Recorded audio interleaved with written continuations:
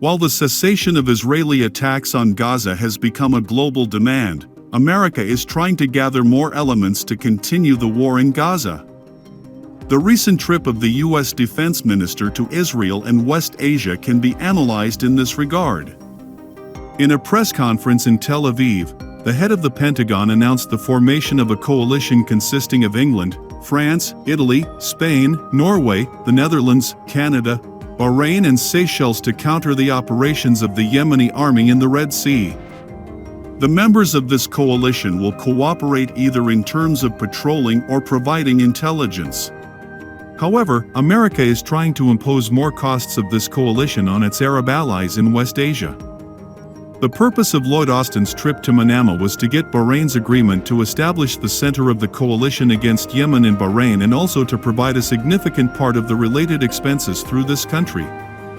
In addition to imposing the financial and weapon costs of this alliance on the countries of the region, America is trying to impose its regional and international political costs on its allies in West Asia to make this alliance appear regional.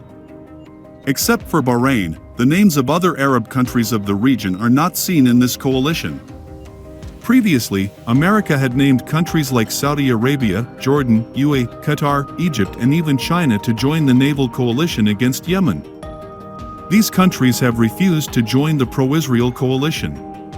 Abdul Malik al-Houthi, the leader of Yemen's Ansarullah movement, warned about the recent developments in the Red Sea. If the United States wants to continue its adventures in this region and use the militarization of this sea to secure Israel's interests, they will suffer a severe blow.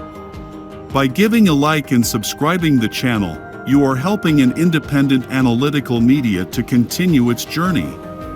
In relation to the performance of Yemen's Ansarullah in the attack on Israeli ships, it should be said that the Americans themselves are to blame in this case, because the United States is the cause of unrest and the blockade of Yemen and they are interfering in their country. Therefore, the cause of the spread of the war to Yemen is the behavior of America and Israel.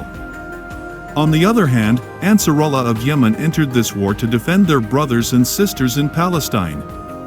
The worst and most difficult situation for an army is to create two battlefronts, and America now has one front in the Joint Command in Gaza and cannot create a new axis.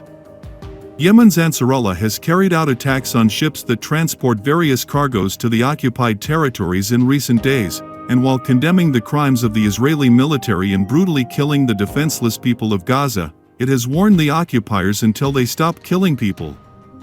If Gaza continues to be defenseless, the Red Sea and the routes leading to the ports of the occupied territories will be in the crosshairs of Yemen's Ansarullah missiles and drones. Of course, according to the statements of Ansarullah officials, shipping lines are open for all ships that are not going to Israeli ports, and they can easily pass through this strait.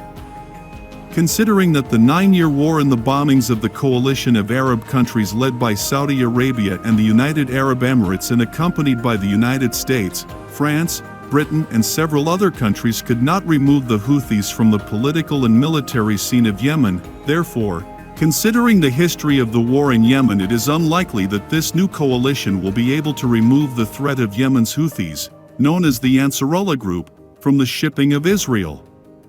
And possibly the countries that support Israel. Several other countries could not wipe out the Houthis from the political and military scene of Yemen, therefore, considering the history of the war in Yemen, it is unlikely that this new coalition will be able to remove the threat of Yemen's Houthis, known as the Ansarullah Group, from the shipping of Israel and possibly the countries that support Israel.